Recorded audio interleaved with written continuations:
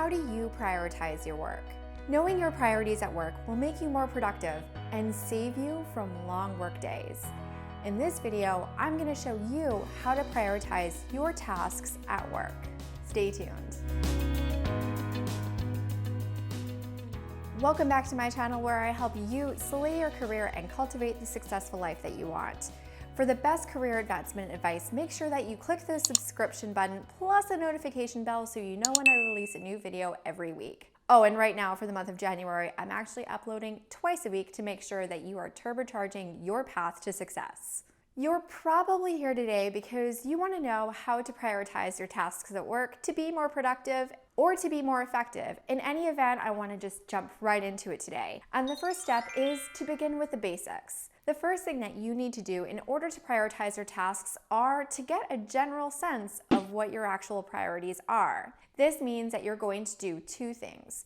First of all, you're going to look to the goals that you've actually set for your professional growth. If you haven't already set your professional goals, I definitely recommend that you check out my goal setting video, which I'll link up here and in the description down below. You don't have to jump away and watch that one first, but check it out if it is something that would help you. The next thing that you need to have is the actual success metrics for your role. If you've been with me for a while, you know that I am a big fan of having open conversations surrounding success metrics before you even accept a job. If you haven't overtly had this conversation with your manager or human resources or whoever sets them, what I would suggest is actually going to your job description. Your job description should include the key deliverables for your role. Depending on what your role is, your success measures are going to be different. You may have KPIs or key performance indicators. You may have MBOs. You may have quotas. There's all sorts of different measures.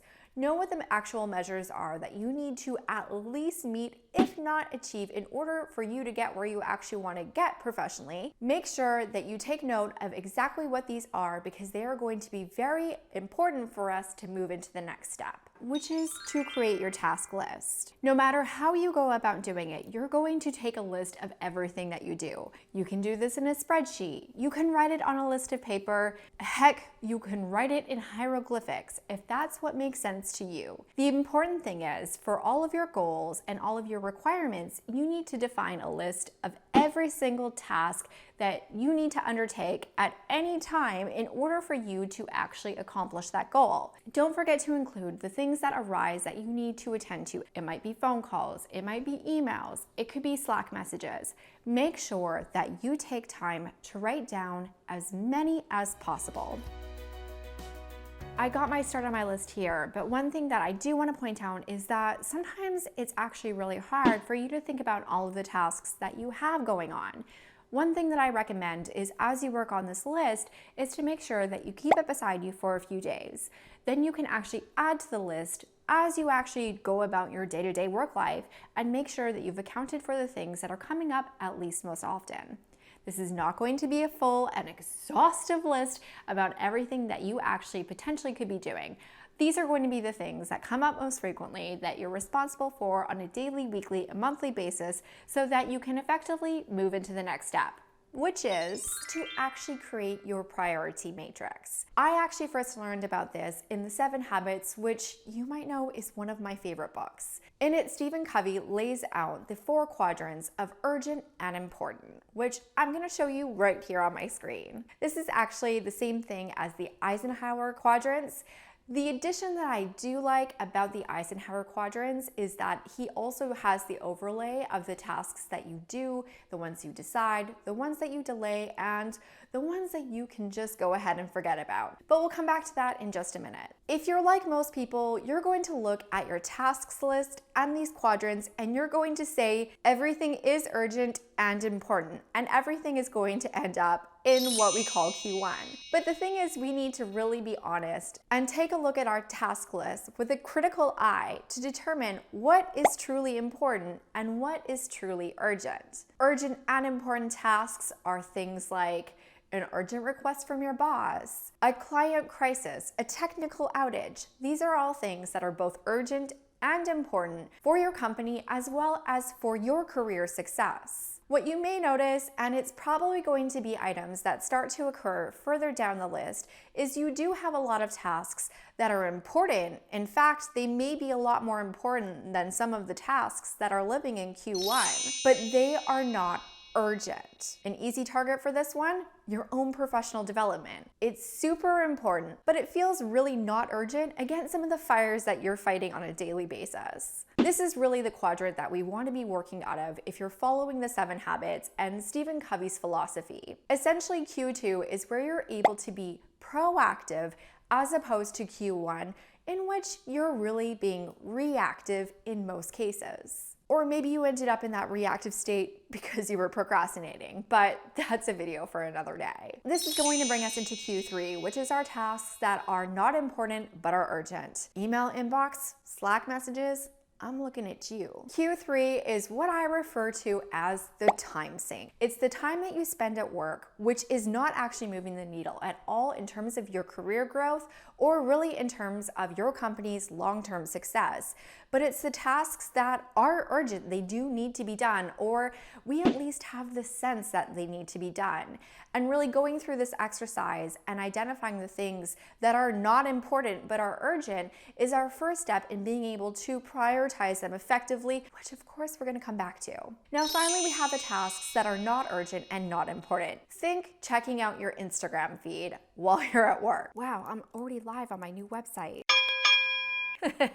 LOL, cats. These are the things that are essentially time wasters. They offer no productivity, they offer no level of urgency, and if Q3 wasn't moving the needle, this is probably going to be the tasks that are moving the needle in the opposite direction from where we want to go. With a priority matrix squared away, you actually now know the things that you were supposed to be focusing on and are really going to have the best impact for you as well as your company and your team. What are we going to do with that information? First of all, we need to find a way to move out of Q3 as much as possible. So for all of the time wasters and the time sinks that you find, is there a different approach or different strategy that you can take in order to essentially deprioritize these seemingly urgent items? This can be as simple as having dedicated work blocks for checking your email and for checking and responding to Slack messages. In the long term, it is also things like saying no to work that isn't actually going to be relevant to what you're doing or not impactful to the career that you actually want to have. If you are interested in a video about how you can say no at work without being perceived as being a jerk, let me know in the comments. With that aside, we can essentially forget about all of the not important tasks, or we can at least forget about them for the majority of our day, which leaves us now in our Q1 and our Q2 are important tasks. Your Q2 activities and your Q2 tasks are going to be the things that have the most dramatic impact no matter what you do.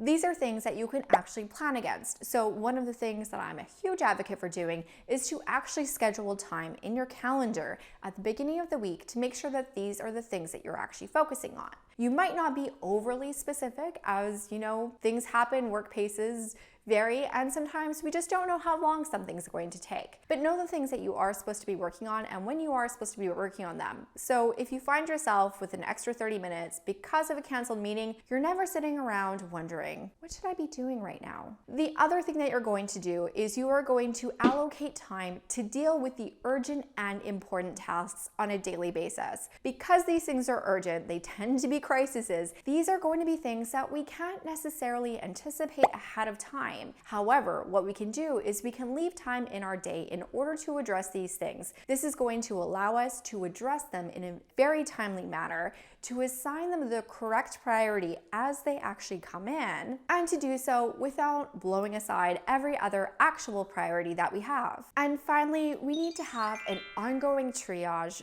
for our prioritization, because your task list is not finite. You didn't write this list once and nothing is ever going to be added, and when something's taken away, it's gone for good. What we need to do for each thing that falls onto our plate is to actually take a look and assign them the correct priority. Once again, being honest with ourselves about the true urgency and the true importance of the task that's at hand. There is one thing that is certain in our modern world, and especially if you work in a fast-moving industry like tech, which is where I spent the vast majority of my career, is that things change and they change quickly. We need to be able to reprioritize our competing priorities sometimes against each other so that we are focusing our time on the right things. The more accurate that we are in terms of defining our priorities and their urgency and importance, the better we are going to be able to execute against all of the things that we actually need to get done.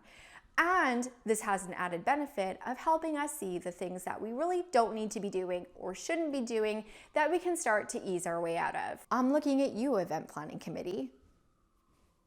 Now that you know how to prioritize your tasks at work, it's time to go and do it. But for this, you really need the execution piece to make sure that you're investing your time into the most important things and that you're figuring out the habits to make it stick.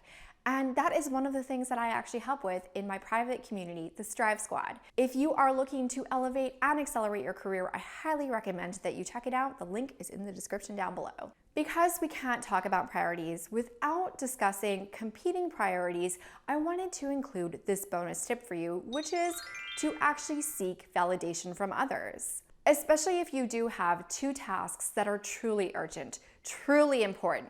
Let's just say that you have two clients that have critical crises and they are going to leave if you don't get that sorted out. It is entirely possible that these two things do occur at once.